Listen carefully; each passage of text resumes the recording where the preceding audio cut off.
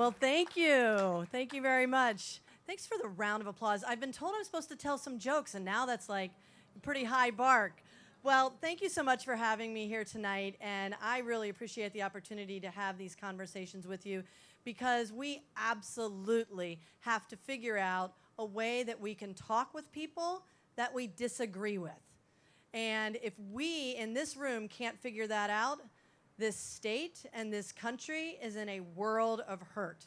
So preparing for this and looking at the invitation, it said to share my story with you, and thank you for queuing that up. You know, you can't argue with my story, so now nobody can argue with me what I'm about ready to share with you. Many of you know me as a former lawmaker. I served in the Arizona legislature for 10 years in the Republican majority. It was one of the greatest honors of my life.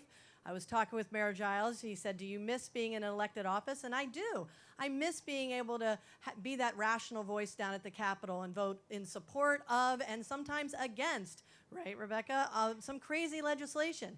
But I will tell you, you do not have to be in elected office to make a difference. And you showing up here tonight shows that you care enough to make a difference in Arizona, and that means that we have to figure out a way to talk to each other about issues. So I'll share a story with you publicly here tonight that I'm not sure I've shared publicly. So Mike, this can make it onto the news one evening if people care at all. I was a Republican for 35 years.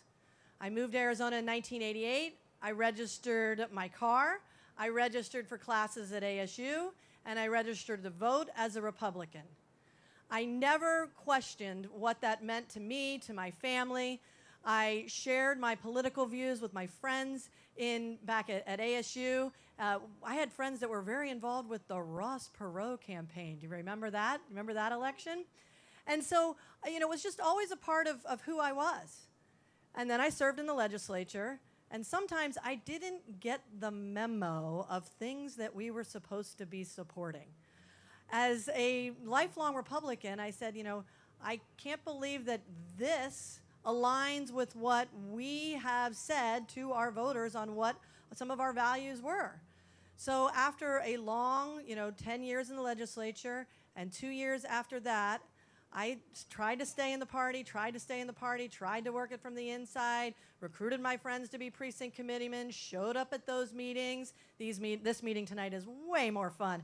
Show of hands, how many of you have ever been to a Republican precinct committeeman meeting? Okay, good. Well, about a quarter of the room. Not necessarily some of the fun places to be, right? Well, I decided on statehood day of this year to drop my registration and become an independent. I tweeted out a little message. It was a subtweet. Anybody have teenagers? You know what a subtweet is? It's like where you're really saying a message, but only certain people know what you're trying to say. Well, nobody understood what I was saying on that tweet. I basically said, happy birthday, Arizona, #independent. And I've never looked back. It's actually liberating, I gotta tell you, right? It is absolutely liberating. And then when you look at Arizona, almost a third of our voters are independent. And when we wanna really focus on having a civil conversation, I think we should really look to our independent voters because they're independent for a reason. And we really need to take time to understand why people have decided to not register with a party. What's happening in our political discourse that doesn't allow perhaps some civil conversations? I, voted in 2013 for Medicaid restoration. Mike, we were just talking about that's probably the last time we saw each other in person. I think I even probably went on your show. Well, I was censured.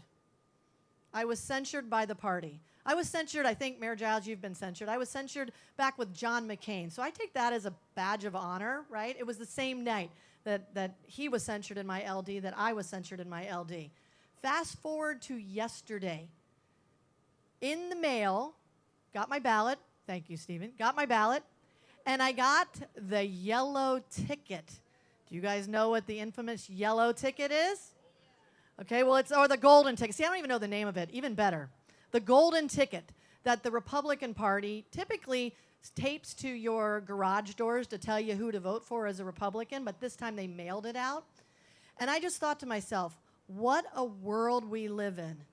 The party that censured me, that didn't want my vote in the legislature, now wants my vote in the general election.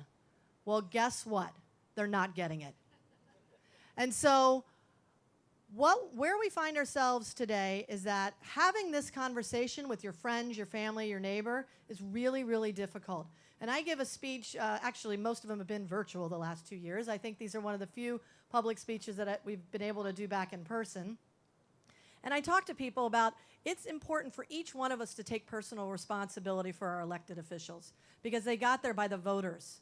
And so if you don't like what the elected officials are doing, you need to look in the mirror and say, did you show up at the polls and cast your vote for the person that you think will do the best job? And when I encourage them to talk to their friends, their neighbors, their family, we're coming into the holiday season, what's the one thing they all tell me? Guess, what do you guys think? If I said to you, talk to your neighbor about this election, what are they going to say? I don't want to talk to them about politics. We're going to talk about anything but politics and religion.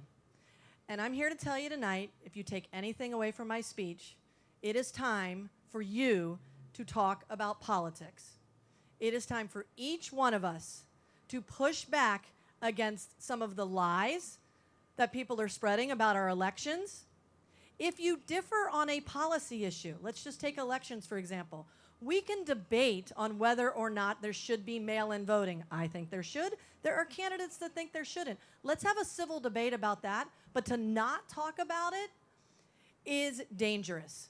Because if people only talk to each other when they agree with each other, how are we supposed to come together and solve some of the most important political and policy challenges we face as a country?